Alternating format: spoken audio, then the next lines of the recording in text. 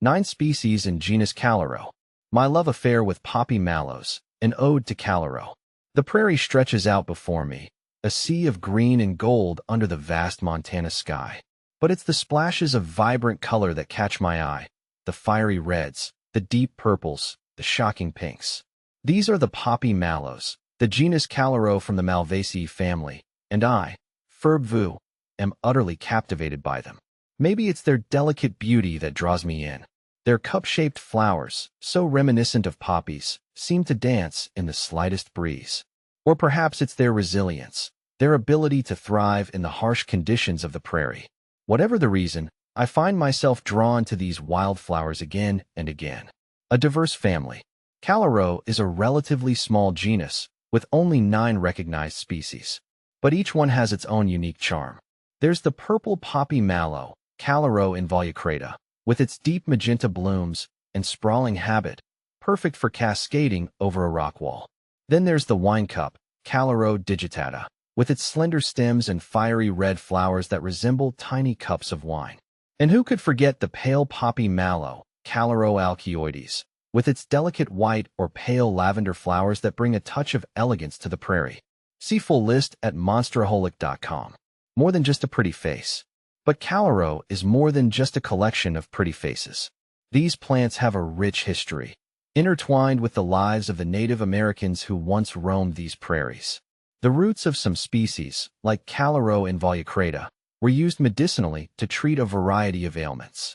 Others, like Callirhoe digitata, were a source of food, their young leaves and roots adding a touch of flavor to the diets of the indigenous people.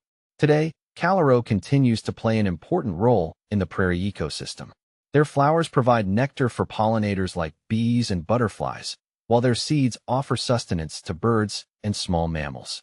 And of course, they continue to bring joy to those of us lucky enough to witness their beauty. A gardener's delight. As an avid gardener, I've had the pleasure of cultivating several Callirhoe species in my own backyard. They're surprisingly easy to grow, thriving in full sun and well-drained soil. I've found that they're relatively drought-tolerant, a real bonus in our dry Montana climate. And they're not fussy about soil type, happily growing in everything from sandy loam to clay. One of my favorite things about growing Callirhoe is their long blooming period. They start flowering in late spring and continue to put on a show well into the summer, providing a constant source of color in the garden. And they're incredibly versatile, looking equally at home in a wildflower meadow, a rock garden, or even a formal border. A conservation concern. Despite their hardiness, some Callirhoe species are facing threats due to habitat loss and degradation. As the prairie continues to be converted to farmland and urban areas, these beautiful wildflowers are losing their home. It's a reminder that we need to be mindful of our impact on the environment and do what we can to protect these precious plants. In my own small way, I'm trying to do my part by growing Callirhoe in my garden and spreading the word about their beauty and importance. I encourage everyone to learn more about these fascinating plants and consider adding them to their own gardens. After all, the world could always use a little more color.